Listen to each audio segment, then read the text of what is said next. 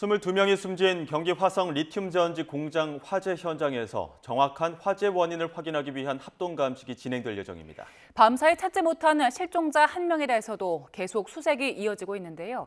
현장에 나가 있는 취재기자 연결합니다. 표정호 기자.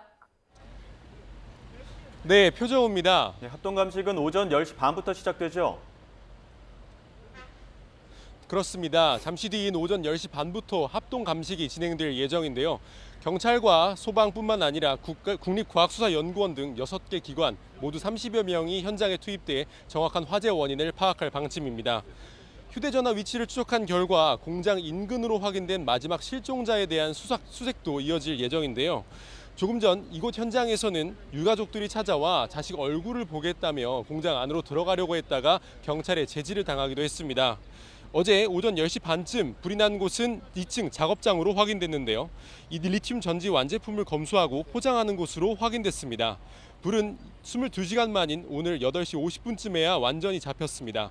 화재 당시 67명의 직원이 해당 건물에 있었는데 지금까지 22명이 숨지고 8명이 다친 것으로 집계됐습니다.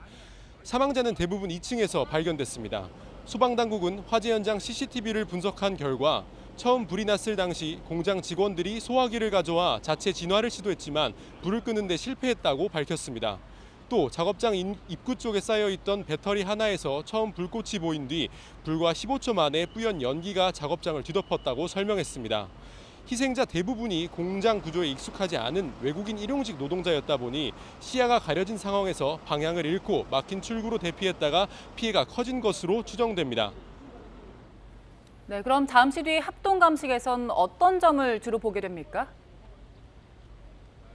네, 불이 난 원인을 살펴보는 게 가장 중요한데요. 현재 경찰은 130명 규모의 대형 수사본부를 꾸렸고 검찰과 고용노동부도 각각 별도의 수사전담팀을 마련했습니다. 잠시 뒤 감식에선 특히 화재가 일어나기 전과 후로 구분해 정확한 원인을 분석할 예정인데요. 불이 나는데 공장 관계자들의 과실은 없었는지도 파악할 예정입니다.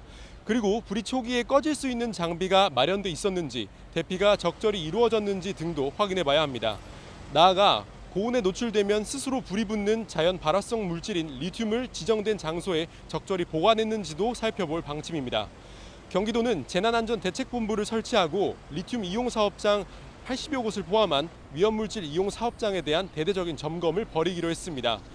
합동 분향소도 오늘 안으로 차려질 예정인데 사상자의 정확한 신원 파악도 진행 중입니다. 지금까지 경기 화성시 화재 현장에서 YTN 표정호입니다.